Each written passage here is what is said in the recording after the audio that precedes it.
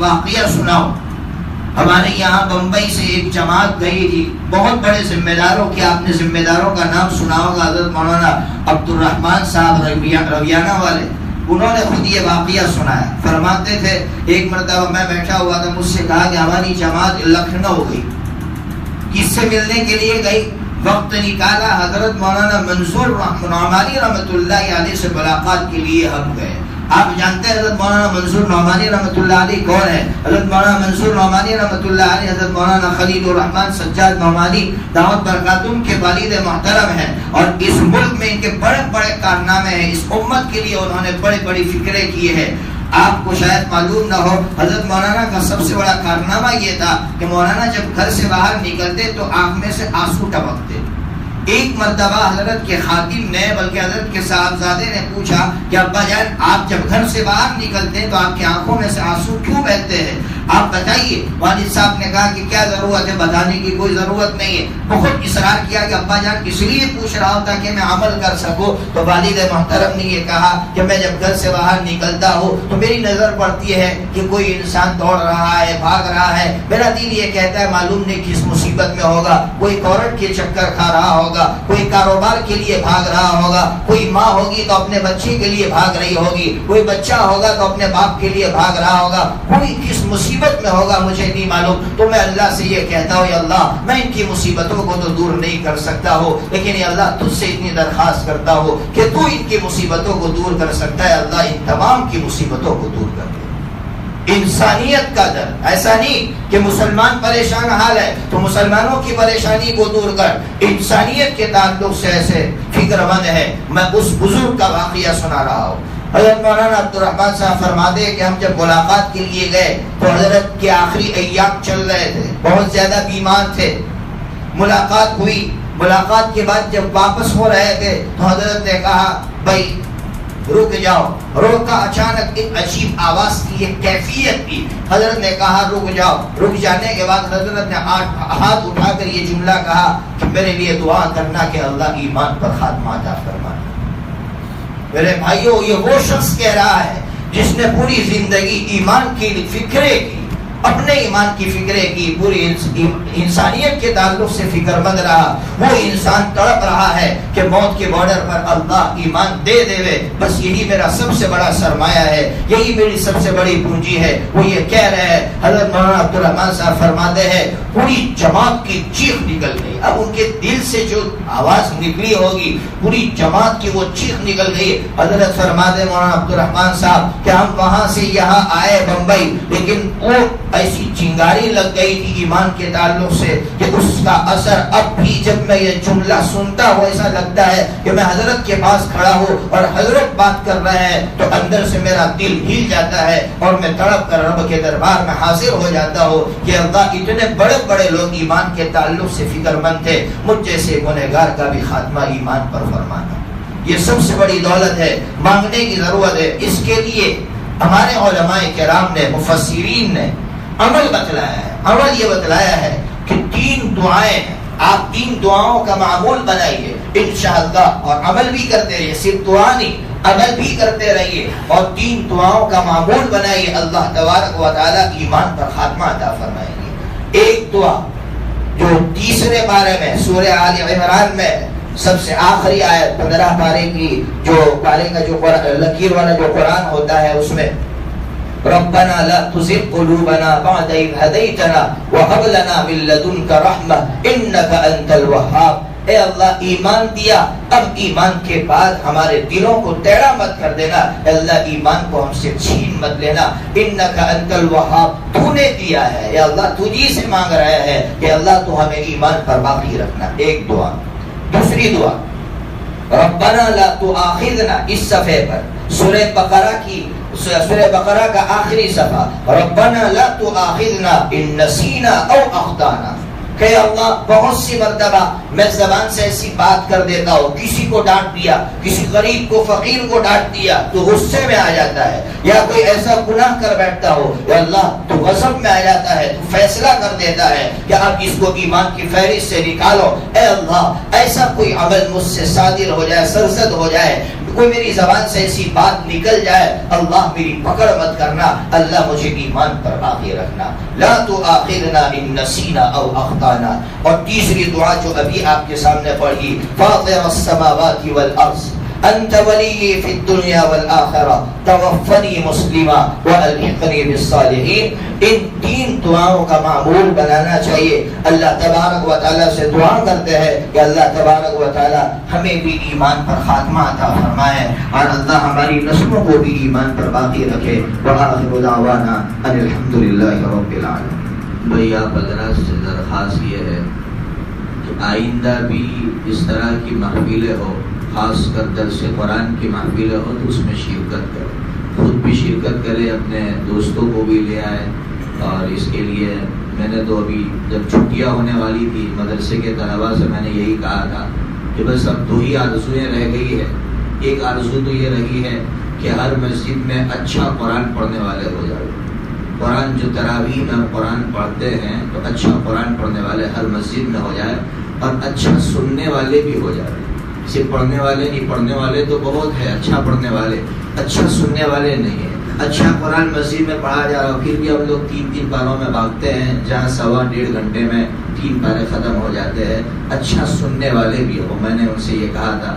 اور دوسری درخواست یہ کی تھی طلباء سے کہ ایک تمنا یہ بھی ہے کہ ہر مسجد میں اب قرآن پاک کا حلقہ ہو، قرآن پاک کے سیکھنے سکھانے کا عمل زندہ ہو، چاہے الفاظ کو سیکھنے سکھانے کا عمل ہو، معانی کو سیکھنے سکھانے کا عمل ہو۔ اللہ تبارک و تعالیٰ سے دعا کرتے ہیں کہ اللہ تبارک و تعالیٰ جب تک زندگی ہماری ہے اللہ تبارک و تعالیٰ اس کام میں لگائے رکھے۔ اور خدا دعا کریں۔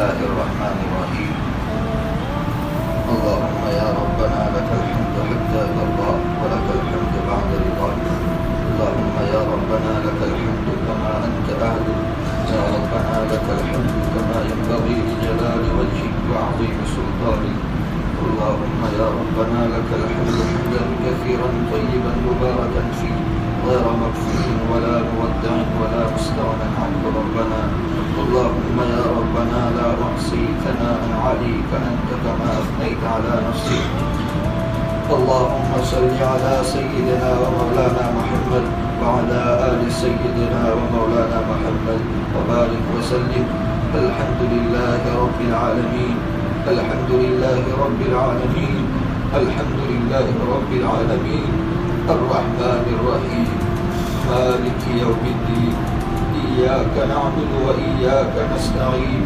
اهدنا الصراط المستقيم صراط الذين أنعمت عليهم غير المغضوب عليهم ولا الضالين اللهم يا فاطر السماوات والأرض أنت ولي في الدنيا والآخرة توفني مسلما توفني مسلما توفني مسلما وألحقني بالصالحين اللهم يا ربنا لا تؤاخذنا إن نسينا أو أخطأنا اللهم يا ربنا لا تزغ قلوبنا بعد إذ هديتنا وهب لنا من لدنك رحمة إنك أنت الوهاب میرے اللہ جی آپ ہمارے رب ہیں، آپ ہی ہمارے رب ہیں، آپ کے سوا کوئی ہمارا رب نہیں ہے اور نہ ہو سکتا ہے، ایسے ہم ان کو اپنا رب بنا لیں۔ پیارے اللہ یہ کیسے رب ہو سکتے ہیں اگر ہم نے ان کی باتیں نہ مانی یا ان کے مزاج کے خلاف بات کہہ دی تو وہ ہماری روٹیاں بند کر دیتے ہیں، یہ کیسے ہمارے رب ہو سکتے ہیں؟ رب تو آپ ہے پیارے اللہ جی، کہ ہم نے آپ کی نافرمانی رکھی، آپ کے حکموں کو توڑا، پھر بھی آپ نے اپنی نعمتیں بند نہیں فرمائی، آپ نے ہماری روٹیاں بند نہیں فرمائی۔ اے اللہ آپ رب ہے، ہم اتنے بڑے گنہگار ہیں، ہم اس لائق نہیں ہے پیارے اللہ کہ ہماری تعریف کی جائے، تعریف کے حقدار تو آپ ہے، اے اللہ تعریف کے لائق تو آپ ہے کہ آپ نے ہم گنہگاروں کو اس لائق سمجھا کہ اللہ قرآن پاک کے سامنے لا کر بٹھایا۔ بہت سے مسلمان بھائی ایسے ہیں کہ قرآن کے دیدار سے محروم ہے، قرآن کے دیدار سے محروم ہے، آپ نے ہمیں اس لائق سمجھا کہ قرآن کے سامنے لا کر بٹھایا، اللہ اس سے آگے بڑھ کر قرآن پاک پڑھنے کے لیے قبول فرمایا۔ اس سے آگے بڑھ کر قرآن پاک کو سمجھنے کے لیے اور سمجھانے کے لیے قبول فرمایا۔ اے اللہ آپ کی یہ نعمت ایسی ہے کہ پوری زندگی آپ کی غلامی میں گزار دے پھر بھی حق ادا نہیں ہو سکتا۔ اے اللہ بس ہم آپ سے معافی مانگتے ہیں کہ ہم آپ سے رٹتے رہیں، آپ سے دور ہوتے رہے اور آپ ہمیں اپنے سے قریب کرتے رہے، آپ ہمیں اپنے سے قریب کرتے رہے۔ اگر دنیا کا کوئی شخص ہماری نافرمانی کے باوجود بھی ہمیں چانس دیتا رہے اور ہمارے ساتھ ایسا سلوک کرتا رہے تو ہم اپنی زندگیاں غلامی میں گزار دیتے ہیں، اس کی غلامی میں گزار دیتے ہیں۔ اے میرے پیارے اللہ آپ نے ہمیں چانس پر چانس دیے، آپ نے ہمارے لیے مواقع فراہم کیے، لیکن پیارے اللہ ہمارے دل مر چکے ہیں کہ ہم آپ کی غلامی میں زندگی گزارنے کے لیے تیار نہیں ہے۔ لیکن اے میرے پیارے اللہ آپ کی یہ بندے آپ ہی کے کلام کی نسبت پر یہاں حاضر ہوئے تھے۔ اے اللہ آپ کی یہ وہ بندے ہیں جو کاروبار میں مشغول رہتے ہیں، یا اللہ ان کا ایک قیمتی وقت تھا، کاروبار کا مشغلہ تھا۔ اے اللہ آج دنیا اپنے ماں باپ کے مرنے پر بھی اپنے کاروبار کو نہیں چھوڑتی ہے، آج دنیا میں ایسا وقت آ گیا ہے، لیکن اے میرے پیارے اللہ آج بھی تیرے یہ بندے تیرے کلام پاک کی نسبت پر یہاں دوڑ کر آئے، اپنے کاروبار کو چھوڑ دیا۔ اے اللہ آپ ان تمام کو کلام پاک کی نسبت عطا فرما۔ اے اللہ بہت سے لوگوں نے اس مجلس کے انعقاد کے لیے کوششیں کی، اے اللہ ہمارا احترام کرتے رہے، اکرام کرتے رہے، ہم تو اس لائق نہیں تھے کہ ہمارا اکرام کیا جائے، لیکن یا اللہ اگر انہوں نے کوششیں کی، انہوں نے قربانیاں دی تو صرف اس لیے قربانیاں دی کہ کلام پاک ان کو حاصل ہو جائے۔ یا اللہ در حقیقت ان کو محبت آپ کے کلام سے ہے۔ اے اللہ اس لیے ان کے گھروں میں قرآن پاک کے حفاظ پیدا فرما۔ اے اللہ ان کی نسلوں میں قرآن پاک کے علماء پیدا فرما۔ ہم تو کچھ نہیں دے سکتے ان کو، ہمارے پاس تو ہے کیا کہ ہم ان کو دیں، لیکن پیارے اللہ آپ تمام خزانوں کے مالک ہیں۔ اے اللہ جن لوگوں نے اس مجلس کو محبت کی نظر سے دیکھا، جن لوگوں نے اس مجلس کے لیے محنتیں کی، قربانیاں دی، اے اللہ ان تمام کو قرآن پاک کی سچی نسبت عطا فرما، قرآن پاک سے تعلق عطا فرما۔ اے اللہ خاص کر ان کی نسلوں میں قرآن پاک کے مفسرین پیدا فرما، حدیث پاک کے محدثین پیدا فرما، شریعت کو سمجھنے والے فقہاء اور علماء پیدا فرما۔ اے اللہ ہم تو کچھ نہیں دے سکتے، آپ ہی دے سکتے ہیں۔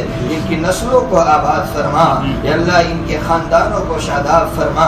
اے اللہ ہمارے گناہوں کو معاف فرما، ہمارے گناہوں سے درگزر فرما۔ اے اللہ رمضان کا مبارک مہینہ آپ نے عطا ہی اس لیے تھا کہ ہم آپ کے سامنے معافی مانگ کر اپنے تمام دلوں کو صاف کر سکے، گندے دلوں کو صاف کر کے آپ کے دربار میں حاضر ہو سکے۔ اے اللہ اب تک ہم لوگ گندے ہیں، ہمارے دل گندے ہیں، اے اللہ ان گندے دلوں کو لے کر تو ہمیشہ گندگی صاف کرنے کے لیے صاف صفائی کرنے والے کے پاس جایا جاتا ہے۔ اے اللہ ہمارے دلوں کو آپ کے سوا کوئی صاف نہیں کر سکتا، ہمارے گناہوں کو آپ کے سوا کوئی معاف نہیں کر سکتا۔ خود یا اللہ ہم ہر نماز میں آپ سے کہتے ہیں لا یغفر الذنوب الا انت، لا یغفر الذنوب الا انت۔ اے میرے پیارے اللہ جی آپ کے سوا ہمارے گناہوں کو کوئی معاف نہیں کر سکتا۔ فاغفر لی مغفرۃ من عندک، اے اللہ جی آپ اپنے فضل سے ہمیں معاف فرما دیجئے۔ اے اللہ ہماری پوری نسل کو معاف فرما دیجئے۔ اے اللہ یہاں بیٹھے ہوئے تمام لوگوں کو معاف فرما دیجئے۔ اے اللہ بی بی آسیہ نے حضرت موسیٰ علیہ السلام کو محبت کی نظر سے دیکھا تھا تو آپ نے ایمان عطا فرمایا تھا۔ آپ کے ان بندوں نے آپ کے کلام کو محبت کی نظر سے دیکھا ہے۔ اے اللہ ان کو آپ اپنی محبتیں عطا فرما دیجئے، آپ اپنی نسبتیں عطا فرما دیجئے، آپ کے ذات عالی کی عظمت عطا فرما دیجئے۔ آج مسلمانوں کے سینوں میں آپ کی عظمت نہیں ہے، آج ہم سب کے سینوں میں آپ کی عظمت نہیں ہے، اسی لیے تو ایک کاؤنسلر کے بلانے پر دوڑ کر جاتے ہیں، لیکن آپ کے بلانے پر دوڑ کر مسجدوں میں نہیں آتے۔ اے اللہ ہم آپ کا مذاق دن میں 5 مرتبہ کر ڈالتے ہیں، اور آپ نے خود اپنے کلام میں فرمایا ہے قل اباللہ وآیاتہ ورسولہ کنتم تستہزئون لا تعتذروا قد کفرتم بعد ایمانکم۔ اے نبی جی ایسے منافقین سے کہہ دو جو میرا مذاق اڑاتے ہیں کہ میں بلاتا ہوں وہ نہیں آتے، آپ ان سے کہہ دو کہ تم تو ایمان کے بعد کافر ہو چکے۔ اے اللہ اب آپ کی نظر میں مومن ہے بھی کہ نہیں ہے معلوم نہیں. اگر میرا باپ مجھے بلایا اور میں نہ جاؤں تو میرا باپ یہ سمجھتا ہے کہ میرے بیٹے نے میری انسلٹ اور توہین کی. میرے اللہ آپ بلائے اور نہ تو کیا یہ آپ کا مذاق نہیں؟ اے اللہ ہمارے اس جرم عظیم کو معاف کر دیجیے. اے اللہ پوری امت کو آپ کی آواز پر دوڑنے والا بنا دیجیے. اللہ دکانوں کو چھوڑ کر لوگ اذان کی آواز پر مسجدوں کا رخ کر ایسا منظر دکھا دیجیے. مسجدوں کے باہر بھی ایسا منظر دیکھنے کو اب تو نہیں مل رہا ہے. اے اللہ اذانیں ہو جاتی ہے, نماز کا وقت ہو چکا ہے, لیکن مسجدوں کے باہر ہجوم ہے, کوئی آپ کی طرف دوڑ کر آنے والا نہیں ہے. اے اللہ اب تو وہ منظر دکھا دے کہ اذان ہونے پر بس دکانیں بند ہو جائے اور ساروں کا رخ آپ کی طرف ہو جائے. اے اللہ ایسا منظر دیکھنے کے لیے آنکھیں تڑپ رہی ہے. اے اللہ جلد سے جلد ایسا منظر ہمیں دکھا دیجیے. اے اللہ ستاری کا معاملہ فرما. اے اللہ آپ نے ہم پر ستاری کا معاملہ فرمایا ہی ہے. واقعہ یہی ہے کہ آپ نے ہم پر ستاری کا معاملہ فرمایا ہے. اے اللہ یہاں ستاری کا معاملہ فرمایا, آخرت میں بھی ستاری کا معاملہ فرمانا. اے اللہ آخرت میں آپ تو ظاہر بات ہے اللہ اثر سے پاک ہے, آپ کو تو کوئی اثر نہیں ہوگا. ہمارے گناہ اگر ظاہر کر بھی دیے گئے آپ کو تو کوئی اثر نہیں ہوگا, لیکن وہاں پر اثر لینے والے ہمارے ماں باپ بھی ہوں گے. اے اللہ جن ماں باپ نے راتوں کو اٹھ کر ہمیں پڑھایا, ہمیں پڑھنے کے لیے صبح 4 بجے میں 2-3 گھنٹہ انہیں دین ملتی, وہ ماں بھی وہاں کھڑی ہوگی, ہمارا باپ بھی وہاں کھڑا ہوگا, ہمارے معتقدین بھی وہاں کھڑے ہوں گے. اور سب سے بڑی بات یہ اللہ حضرت نبی پاک صلی اللہ تعالی علیہ وسلم بھی کھڑے ہوں گے.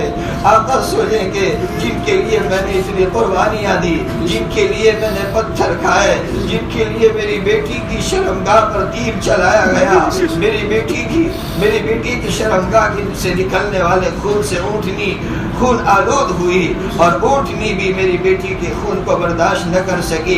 ایسی بیٹی کو میری طرف روانہ کر دیا گیا تھا. میں نے اپنی بیٹی کے اس دکھ کو برداشت صرف اس امت کے لیے کیا تھا. اے اللہ ہم آقا کے سامنے کھڑے ہوں گے, آقا تڑپ رہے ہوں گے.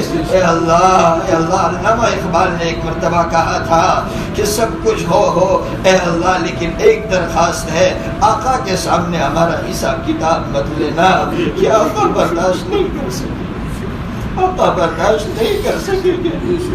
30 سال تک تڑپتے رہے, 30 سال کی مدت میں 1 منٹ کے لیے آقا چین کی نیند میں نہیں سوئے. محشر میں بھی ہم جیسی گنہگار اگر تڑپائیں گے تو ہم سے بہتر کوئی نہیں ہو سکتا. اے اللہ ہمیں معاف کر دیجیے. وہاں بھی ستاری کا معاملہ فرما کر بغیر حساب کتاب کے اللہ جنت میں داخل فرما دیجیے. آقا کے ہاتھوں حوض کوثر کا پانی عطا فرمائیے. اے اللہ سنتوں پر چلنے والا بنائیے, سنتوں کا عاشق بنائیے, آقا کا اتباع کرنے والا بنائیے. اے اللہ امت کی پریشان حالی کو دور فرمائیے. اے اللہ امت جہاں کئی پریشان حال ہے اللہ ان کی پریشانیوں کو دور فرمائیے. اس مجلس میں جتنے بیمار ہیں ان کی بیماریوں کو دور فرمائیے. اے اللہ یہاں جو بوڑھے بیٹھے ہوئے ہیں ان کو عافیت والی عمر عطا فرمائیے. ان کی زندگیوں کو ہمارے حق میں خیر و برکت کا ذریعہ بنا دیجیے. اے اللہ انہی کی قربانیوں کے صدقے میں ہماری دعاؤں کو قبول فرمائیے. حضرت نبی پاک صلی اللہ تعالی علیہ وسلم کی محبت کے صدقے میں, قرآن پاک کے صدقے میں ہماری دعاؤں کو قبول فرما لیجیے. ربنا تقبل منا انک انت السمیع العلیم وتب علینا انک انت